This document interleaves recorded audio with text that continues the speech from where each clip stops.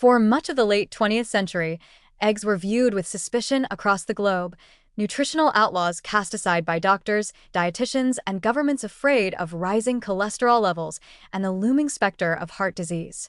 Yolks were shunned, whites were worshipped, and cholesterol-free became the health halo of the supermarket aisle. But times and science have changed. Today, not only are eggs being welcomed back into mainstream dietary recommendations, they're being actively promoted in places that once pushed them aside. The global egg renaissance is well underway, and it's being driven by a combination of evolving research, changing public health priorities, and good old-fashioned common sense. In the United States, perhaps the most dramatic example of the egg's rise and fall and rise again, the official dietary guidelines once strictly capped cholesterol intake at 300 milligrams per day, effectively limiting egg yolks to one a day or less. But in 2015, that cap was quietly dropped, with the advisory committee noting that dietary cholesterol is not a nutrient of concern for overconsumption. In other words, we were wrong. Eggs are now widely accepted as part of a healthy diet, especially when paired with whole foods and consumed in moderation. Similar shifts have occurred across Europe. In the UK, public health bodies no longer advise against eggs, even for people with high cholesterol, provided they're not paired with saturated fat-laden sides. In Finland, which once had one of the highest rates of cardiovascular disease in the world and took a hard stance on cholesterol, eggs have been cautiously welcomed back, with researchers now pointing more to overall diet quality, smoking, and saturated fat intake as the real culprits behind heart disease. In Asia, where eggs have long been part of traditional cuisine, from Japanese tamago to Chinese tea eggs to Filipino torteng talong, the backlash against eggs was never quite as severe, but still present.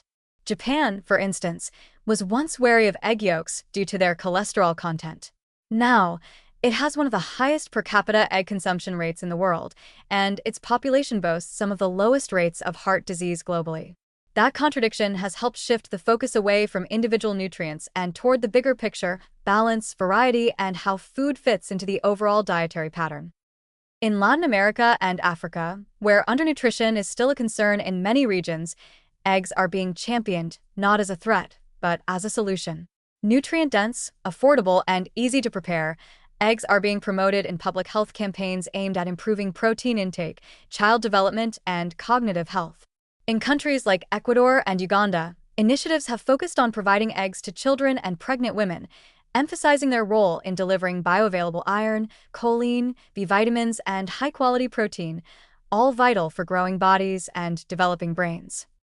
Even in India, where vegetarian diets are widespread and protein deficiency is common, eggs are increasingly being promoted by nutritionists and school lunch programs, despite some cultural resistance, as a practical and non-controversial way to improve nutritional status. There's growing recognition that the long-held fear of eggs may have done more harm than good, especially in populations at risk for malnutrition. Behind all this is a growing consensus in nutrition science. Eggs, in the context of a varied and balanced diet, are not harmful and may even be beneficial. They support muscle maintenance, brain health, satiety, and blood sugar regulation. They're among the best sources of choline, which most people don't get enough of.